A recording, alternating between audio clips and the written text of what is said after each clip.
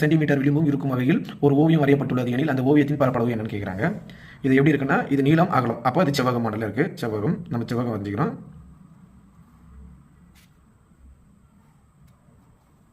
5 centimetre விளிம்பு அதோட border. அப்போது 5 சென்டிமீட்டர்னா 5 சென்டிமீட்டர் உள்ள பார்டர் கட்டிட்டு இது கட்டும்.